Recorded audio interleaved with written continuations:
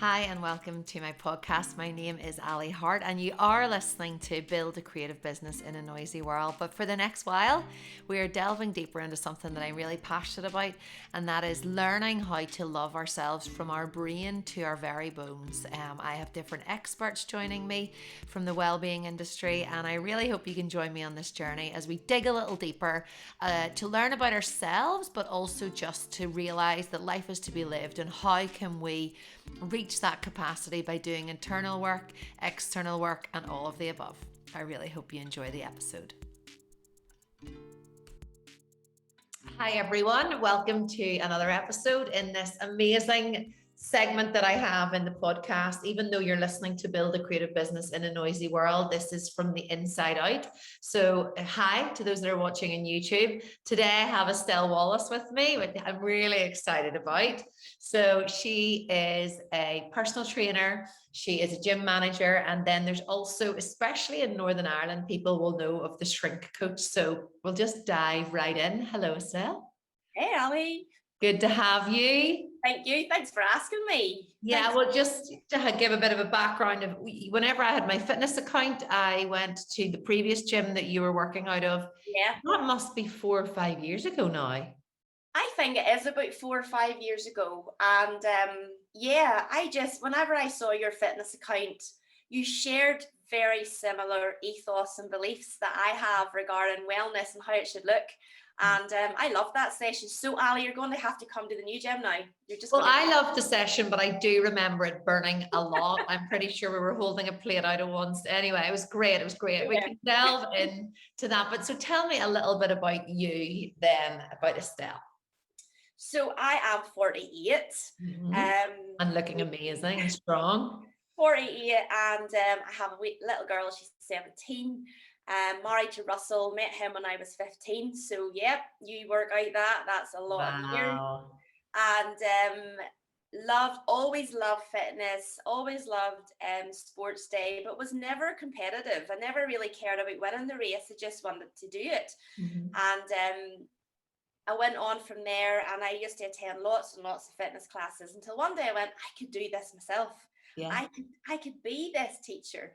And there I went, and I'm qualified now 26 years. Wow. I'm also a trained window dresser and a pharmacy technician, so dispensing as well.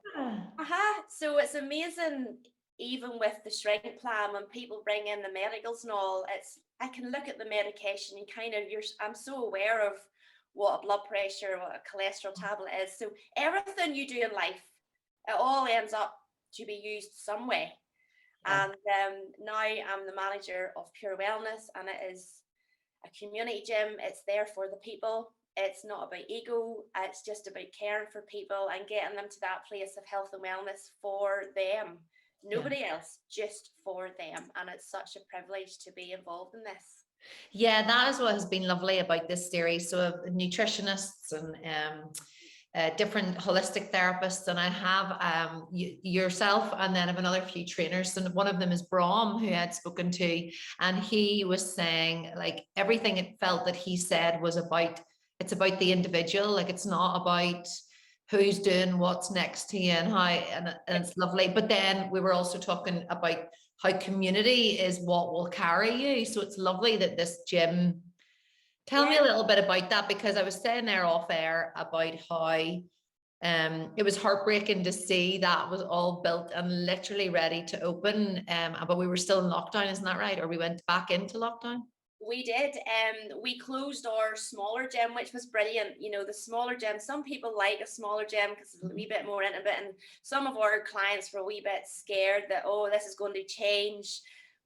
But the same team was just going to a slightly bigger premises. So whenever that happened, lockdown happened, and during that time you weren't allowed to go to work, but you were still allowed out and about. It wasn't that everybody was restricted. We were just, as a gym, we were closed down. So during that lockdown, that we were helping the builders, the painters, that we got mucked in, everything was happening, and we finally got open, and we had a few amazing great days, and then boom, lockdown again. And I can speak for every industry that was affected there as well. And it was hard sitting at home knowing we had that amazing gym. People's mental health was suffering so badly. And we all know how exercise helps those who are suffering from depression and low mood and anxiety. And yet there was no help on that part. We were all closed down. And that's what I found really difficult, because I knew there was people out there really needing help. We couldn't open our doors. And there's only so much. I know we're recording this via Zoom, but I find, everything's very seasonal in the business that I have too. And although I don't have a fitness account anymore, I always think about bringing it back, but it's very much the art focused. And but with it being at the minute, it feels like it's the in-person season. People want to be in-person workshops, and they want to be sitting, even if you're socially distanced, sitting beside somebody, being able to have a conversation, not through a screen. So there's only so many people you can reach. I'm sure you find that as well. Definitely. Like throughout the whole lockdown, I offered all my YouTube videos for free. I know, I want to get to that. I didn't charge for anything. I did it free. My neighbors thought I was crazy doing burpees out in the lawn. And people loved it to begin with. It was something that they did and didn't do. I noticed as the months went on, everybody started to kind of lose interest even in that. So what I'm finding now is people want classes even more so than going to the gym themselves, because they want people, they want fun and interaction. I have found that people coming in to do their own workouts are definitely decreasing and classes are exploding. So I think so interesting, because this is the first time in my life I can hands down say I'm going to a class 6 days a week, and I've never done that before. And one of the things I love is that someone else has thought about it for me, but also I know that there's going to be someone there who's going to say hi to me that I'd maybe. Absolutely, Ali, and I know who you're with, and you are in great hands with that crew. Yes, I love them. I love what they do and why they do it. And yeah, I get that. Someday, especially me as a fitness instructor and you as well, it's lovely to be told what to do and not having to think. So you just turn up at the class and do it. Yeah. So tell me then a little bit about you and how you motivate. Like, you are very motivated, you're very upbeat. You and I, we both are very open about our faith. You follow Jesus too. Do you want to tell us a little bit about that and how that works through fitness, well-being, your business? Because you're I think it's a beautiful thing. As you said, you said at the start, everything leads back to where you are now. And I do believe that. So I think there's a real, not mishmash, but there's an intertwine in life and business and work. And definitely. For me, my faith has got me to where I am. And I'm vocal about that on my platforms. I don't hide it. I'm not ashamed of it. God says, if you honor me, I will honor you. And I have proven that over and over and over again. The way I see faith coming in, because spirit, soul, and body, it's this beautiful, it's a threesome, and each part has a part to play. And for many people, if the body isn't working how it needs to work, then the plans and the purposes that God has for you may be a little bit harder to come to pass. So my heart for people is to make sure that body is working beautifully, the food you're putting in nutritionally.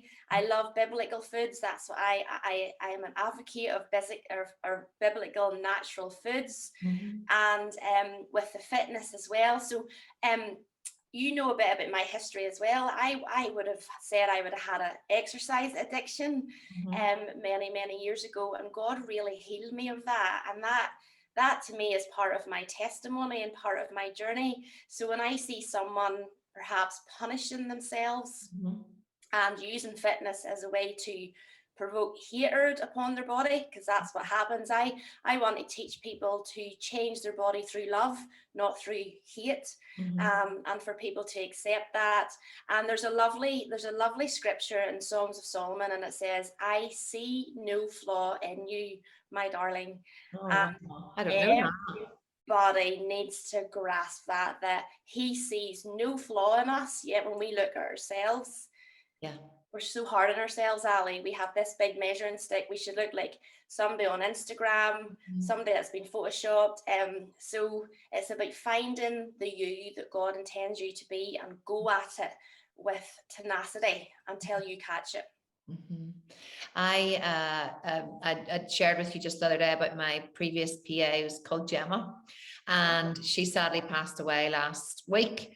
And when she wasn't well, and she was so amazing, she never complained. She was really didn't ever really tell you the whole story. She was so good at just plug it. She was amazing. I can't actually believe I'm having to use the was rather than is, but one of the things I just caught myself on as well last week when I was picking, or the week, it was whenever, week or two ago, I thought I actually can get up in the morning. I know I have a heart defect, but like I'm here, I'm breathing, I'm so strong, I'm able to carry. Like today I walked back with the dog in one hand, and I always go to the shop and get more than need, the groceries. So I was walking back from the butchers and the grocers, and but like strong and mentally able to deal with the day, I think, because of physical strength too.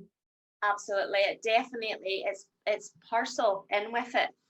And if you're sick in body, you're going to be sick in mind as well, because when you're sick in body, what do you want to do? You want to just pull the duvet back over your head, and you want to stay there. And with even having that wee heart defect, Ali, it takes you to nearly push yourself to do things. Yeah. Sometimes it's not naturally there to have that motivation, but it's a push. Whenever you push, you challenge yourself, and then challenge will equal the change. Yeah. And well, with me sometimes as well, it's like, just remember you're not invincible, Ali.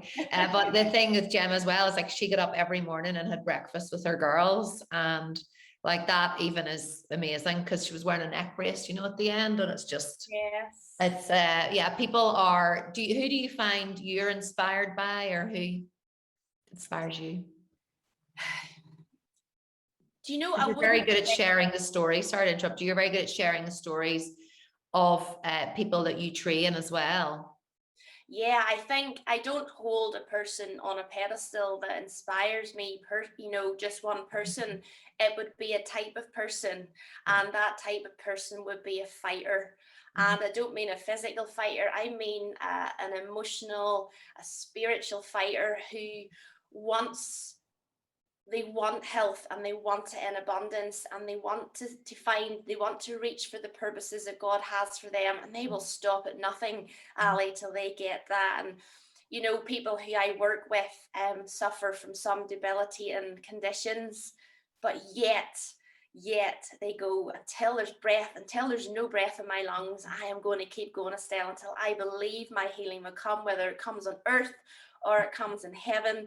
But what they do is they make the best of what they have. They eat well, they exercise, and they're ticking all the boxes of what they think, the things that they can do, yeah. not the things that they can't, because God will come in and do the things that we can't. So we rely on his strength for what we can't do. Yeah. And then strength coach. So what's that? Well, strength was born, I think it's 9 years ago. And God would really speak to me in dreams, because I never sit down, I never shut up, and it's probably the most time I go, right, she's sleeping, let's hit her. and I had this amazing dream, and it was scripture, and it was in Amos. And in the dream, I wrote the scripture on my hands. And when I woke up in the morning, it was so vivid, and I was nearly sure I was going to see it. I didn't see it on my, but it was so vivid. And I went and got my Bible, knowing whatever I was going to read was something. Yeah. And it was how the harvest is going to be so overflowing, that the abundance was coming. And I didn't know really what this was about. And I was sitting watching The Voice one night, and I was just sitting having a cup of tea, and I just heard, it was just like a nudge inside and going, who's going to help them? Who's going to help them? What's going to help what? And I really prayed about that. And I was window dressing that week in Ballymoney. I was helping out a friend, And a lady came in to me and she just started talking and tears then filled her face. And she says, Estelle, I was going to commit suicide last week by how I looked and the way I have on. I feel I can't go on. And there it was. It was like, who's going to help them? And there it was. And it all came, and the scripture and everything that came with that. Yeah. And I sat at my computer and I said, okay, God, this needs to be you. I don't want just another eating plan out there. There's so many, and it needs to be something very different. And there it was. And Shrink was born. And initially started Ali as a 6-week plan. And I got about 16 girls to trial it, suffering from different things. And they had an absolute blast. They nailed it. Their health changed. Their insulin levels came down from diabetes to fibromyalgia decreased. Thyroid issues, they were coming down on their medication via their doctors, nothing to do with me. It was their test, the doctor, what's going on. And since then, here we are 9 years later, and we are going stronger than ever. Yeah. And there's a new plan being released on New Year's Day called Shrink Alive, because I feel after lockdown, people are living dead. They're living, they're walking, they're breathing, but the life has been sucked out of them with everything that has been on. So Shrink Alive is like getting your freedom back, your mojo back, and your spirit then to come alive and invest back into you, because for 18 months we've kind of been on this wee slope. Yeah, you know. I feel that, and I was speaking to it was Kirsty Elwood, who's a holistic and a therapist and a reflexologist. And we were talking about that, you know, how I don't really like to moan. And I think having lost my daddy when I was younger, I always felt I didn't ever want to rock the boat with anybody. I never wanted to see anybody cry. And I feel like that's just sometimes a burden as well, you know. And I was saying to her, I even feel, even though lockdown was really good for my business, I was like you, I gave the free demos, and my kids drove me mad in them, and they were pulling their private bits out in live TV. I was trying wild, and it was mad, but it was so good for me, and business is great. And I have a new PA who stepped in when Gemma had to step back. But I feel a bit weary as well. And I think people wouldn't necessarily, I try to be open about that online, but you never want to moan too much. But like, even for someone like me, who's you're talking about, like, I can get up, I can tick the box of exercise. I've actually just started journaling, which I find really helpful. Some days it's spiritual, some days it's just blah. Yeah. But I think you're right, like kind of living dead. It sounds very dramatic, but it is that. Yeah, and what, you know, applauding. The biggest thing in the world now is fear. Mm-hmm. It's the fear of unknown, the fear of what ifs, the fear of buts. And you know, it says in his word, he has not given us a spirit of fear, but yet it's rife. Mm-hmm. And I think whenever you feel like that, and if you are someone of faith, is go back to the word. Yeah. Go back to the word and believe what he says is true. Mm-hmm. And fear has to go whenever peace comes back into your life. And that's a big thing. People are still in a lockdown mindset, and it's a push. I life coach as well. I do a program called Becoming You, and that on my street. You would love it. I would love to have you on. And you can see the thread coming through everybody. And the thread has been, and it's the exact same words people are using. I feel like I've lost me. Mm-hmm. That is what I'm seeing through the entire threads of all my clients.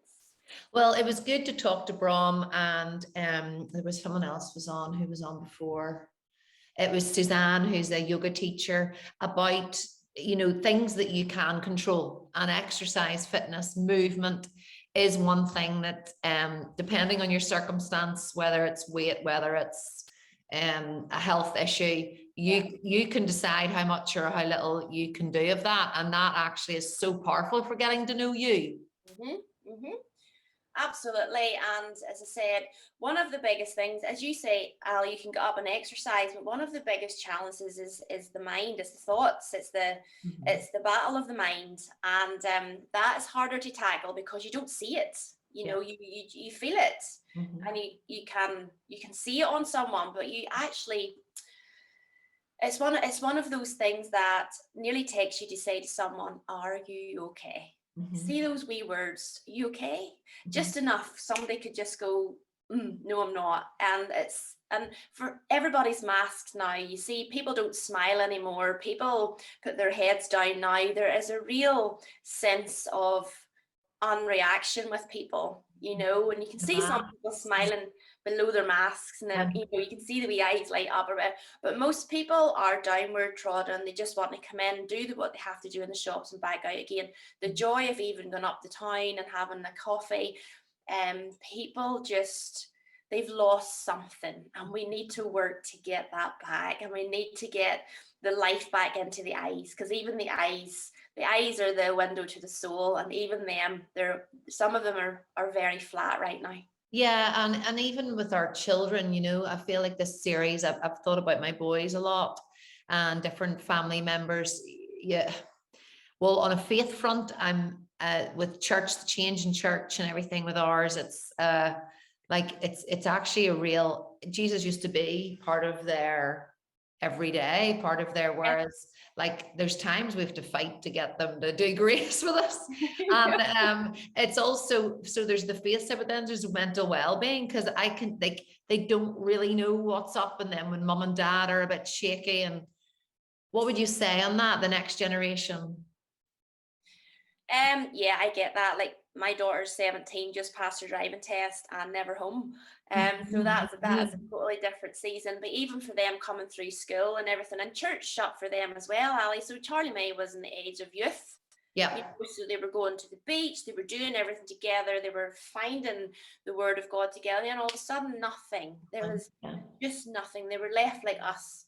I suppose she's at an age where she can read the Bible and read whatever she wants for herself, but that younger generation, it's hard for them, because they're coming up, they're masked in school, it's so hard that they, do you know what? Sometimes you just need to put them all out into a field and go crazy, laugh, scream, whatever you want to do. Sometimes I remember my dad saying to me when I was young, if you keep that attitude up, you need to go up with that field and let a big scream out of you, and don't you come home until you have that sorted. And sometimes that's what, sometimes kids just, they push everything down in, and they're stuck at home, they couldn't get out to play.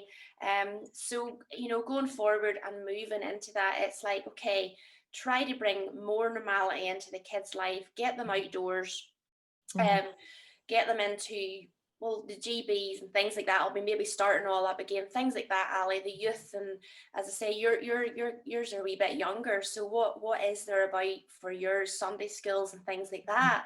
Because they're wee seeds planted. There's always those wee seeds planted, and they do come to fruition. They do. Yeah, we kind of giggle about our youngest, is like, he is the most anti-church of everybody. He's like, no. We're like, what are we raising here? What is this? But yeah, and when you're talking there about kids going outside and doing things, or just their emotions, I have to remind myself constantly that it's okay for my children to get angry. Do you know the way you're like, can you just calm down? Can you just control? Whereas we all have got to feel emotions. That's getting to know ourselves as well, isn't it? Like, and move. Like, my youngest is with the same one. He started to ride his bike, then didn't want to do it anymore, and now is on it and absolutely loves it. And it's an effort, but it's brilliant to get him out and moving on that. But it's seeing the change in mood with him from physical activity. But he would be our one who's very vocal and gets quite angry and gets quite upset. And I just have to remember that I had Eileen from Waymaker Therapy. Love her. Love Eileen. So it's trying to remember that these kids, it's okay for them all. And the same with our 12-year-old going through hormonal changes. Absolutely. And you have to allow those times, and just wait till they're 17. I know. You don't know where they are. That's what my cousin said. She said, at least you know where they are when they're all at home. Agree. Yeah. Different season altogether. But and what about nutrition and eating, food, everything? You're very passionate about that, and you've done a few collaborations with different supermarkets in Northern Ireland as well. Tell us about that. Yeah, I've done a few projects with different super markets and things like that, and also different like consultants as well. I did one with a top diabetic consultant, and we did like a trial. Yeah. And that was so, I love all of that. I love the science behind the blood and what happens it and everything. So yeah, I think nutrition it's what I would say to most people, it's 80% of what you do. Yeah. Whereas I was the opposite for so long. I was 80% exercise and boom, boom, boom, boom. But no, it's 80% nutrition and then 20% exercise in my eyes. Personally, that works for me. Other people may not agree with that, but it works for me. And like there's some people I work with who would have like severe eating disorders, and how they view food as an enemy. Food is not your enemy. It is not your enemy. It is God given. It is there to sustain us.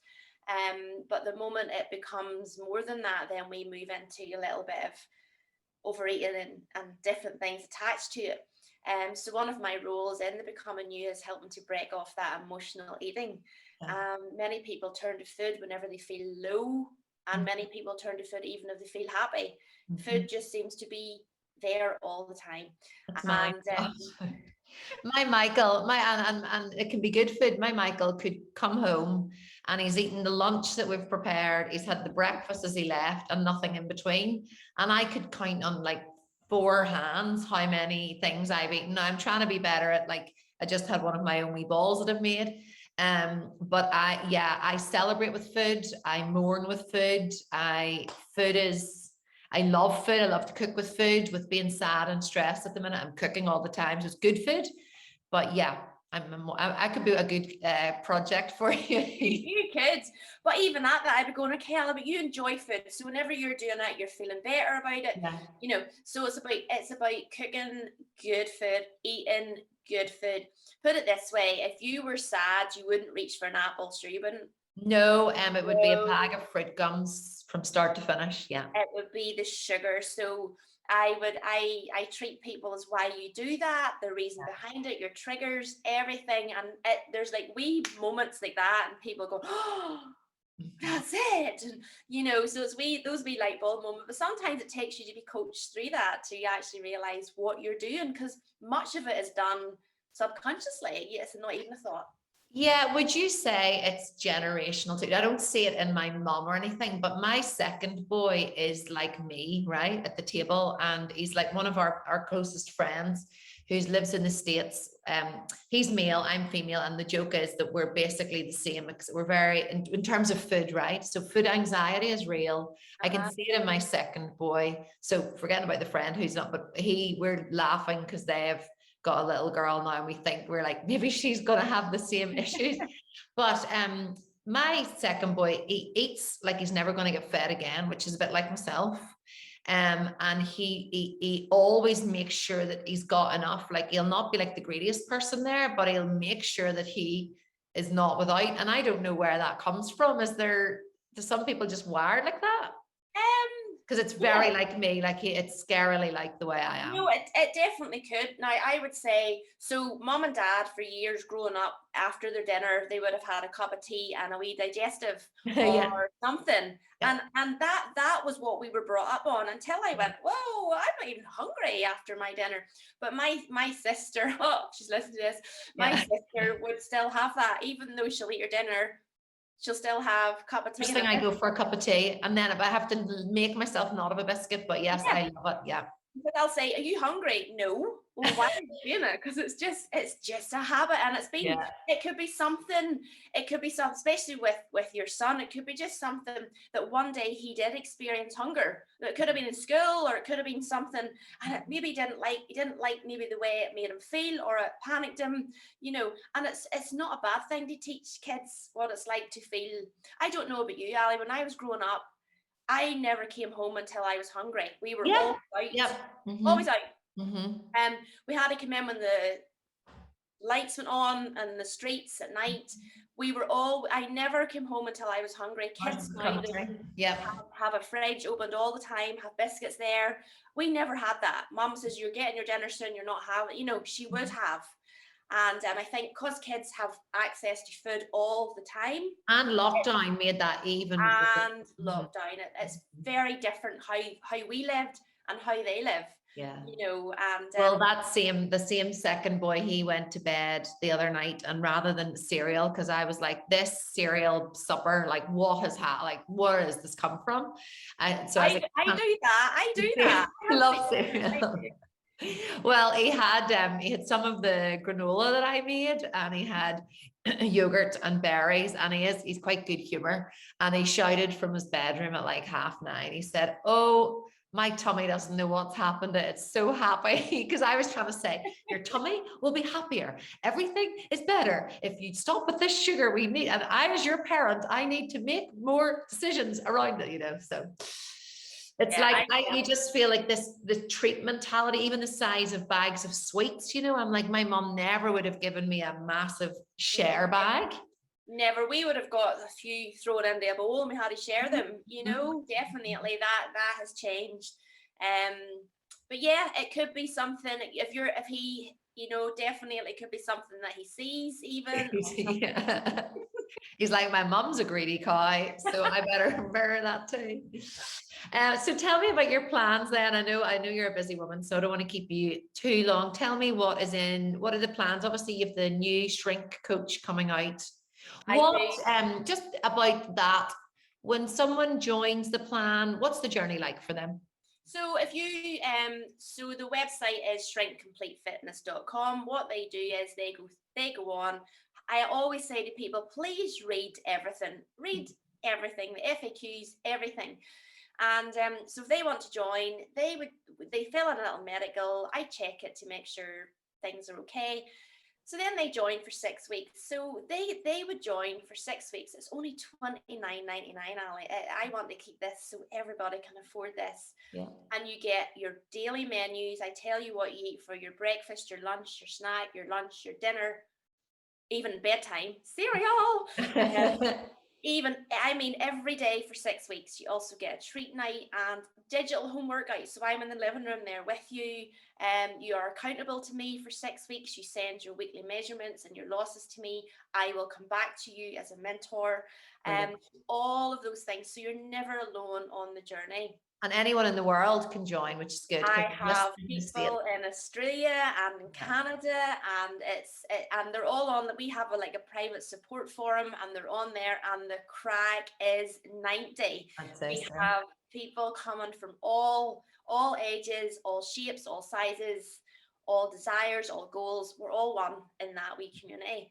And I'm very excited about Shrink Alive. I really am. And even going forward in the gym, we're going to be doing seminars. I'm going to be doing seminars on menopause and perimenopause. There's so much happening in our lives as we reach over 40. I know. Change, our muscles change. We get a little bit more vague. What was I going to do there? You got and do something. Went, oh, what's happening to me? So all these things are a natural process, and what I want to teach women is that a menopause needs embraced. It doesn't need ran from, because it's another beautiful part of life. But it's how we journey through it that matters. And so we're going to be doing them. Brilliant. Well, a friend of mine, one of my best friends, her mum died when she was 37, and she said, so Sarah is her name, my friend's name, and at her 40th birthday, and we were all in tears, but she was basically like, growing old is a privilege. That's so menopause, any of that is a privilege. It really is. You think about your child, so you have puberty, and then you have your childbearing age, and then you come to the place of, whoa, kids are growing up, so it's back to you and your husband again. It's about finding the newness in your relationship, when kids move on. So it's just another season of life. And instead of dreading it, the amount of people, I dread it. And please never dread life, because every day is a gift. It's such a gift, and we all need to grab that. Menopausal or PMT, it doesn't matter. We're living and we're breathing. And you and I've talked about this before, social media it's like we're in the, you know, the salmon swimming against the tide, you know, in a way, trying to tell people that it's okay to be real and to be transparent. And I think, you know, I've spoken before about how people like image, you know, it's not about image, or people want to stop the aging process. Everything's just like, stop that, don't grow old, don't get. So it's really refreshing to speak to someone like yourself who believes, like I do, that life is the here and the now. Yes, you can do the things like that you want to do. I don't know, change. I don't judge anybody for the choices they make. Like my breasts are ruined after my children, so if I had extra cash, I might actually sort that out. Or I used to think I did, but it's amazing how 5 years now I've just like, meh, I'd rather get new lights in my studio. Yeah. Do you know what I find, Ali, and like I'm 48 now, do you know what I've been doing? And I've been putting 2 drops into my moisturizer every morning and night of pure frankincense oil. I use it. Oh, I put it in and I mix it in, and I have noticed such a difference with my skin. Mine's one a friend gave me for my birthday, and I put it on before my moisturizer. Yeah, either or, and I love it, and the smell of it. So there's lovely, beautiful, natural things that you can be doing for your skin as well. And as you say, each to their own, and they all can make up their own minds and things like that. But imagine overnight that if everybody accepted themselves as them, that market that's making billions of pounds every single year of trying to change someone, it would go out of business overnight. Because when people look in the mirror, going back to that scripture, I see no flaw in you, my darling. I'll have to, so that's an Amos, did you say? It's in Songs. Because my tagline, and it was, and it still remains, is I would like women to love themselves from their brain to their bones. Yeah. So it has been a joy to speak to you. Can you just share one last thought, anything you want? We're thinking about it, so it's from the inside out. So anything you want people to go away with today? I'll just tell you something that I did with a lady. So I had a lady come to me who hadn't looked in the mirror for years. Okay. I mean, not looked in the mirror for years. Didn't actually know what she physically looked like. Couldn't do it. And through the coaching, and it was hard. There was a lot of breakthrough needed, and there was a lot of God moments that she needed as well. And on her last session, I took her in front of the mirror, and she looked in the mirror, and she sobbed, and the tears were just dripping into the sink. And I just held the back of her arms, and I was just behind her, and she looked in the mirror and she said, Estelle, I can see me how God sees me for the first time in my life. And that was a whoa moment. If we could see ourselves through the eyes of God, He has knit us together in our mother's wombs. He has made no mistake with us whatsoever. And if we would see ourselves through Him, because we are made in His image, if we don't like who we are, we're made in His image. So that's a really good thing to look at. So if I'm made in your image, Lord, then I have to accept me for me, because you make no mistakes, and He doesn't. And when she said that, she's seen herself through the eyes of Christ. Job done.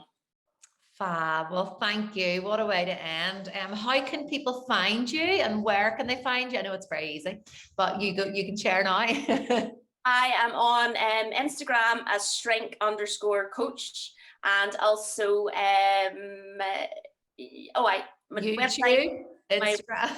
YouTube, Instagram, just under Shrink Coach Estelle Wallace. And listen, there is so many workouts on there free of charge. There's Pilates, there's HIIT, there's boxing, there's armchair aerobics. So I didn't want to leave anybody out, Ali. I wanted everybody to be able to do that. So people out there with fibromyalgia who can't actually do a lot of things, there's chair aerobics for every walk of life. So there's something for everyone, and it's all free. So please use it and enjoy it. Super. Well, thank you. And thanks everyone for watching and for listening. And I look forward to hearing about the feedback. The listeners have doubled, which is amazing, just since the start of this series. So it is great to have you, and I will see you on the other side. Thanks, guys.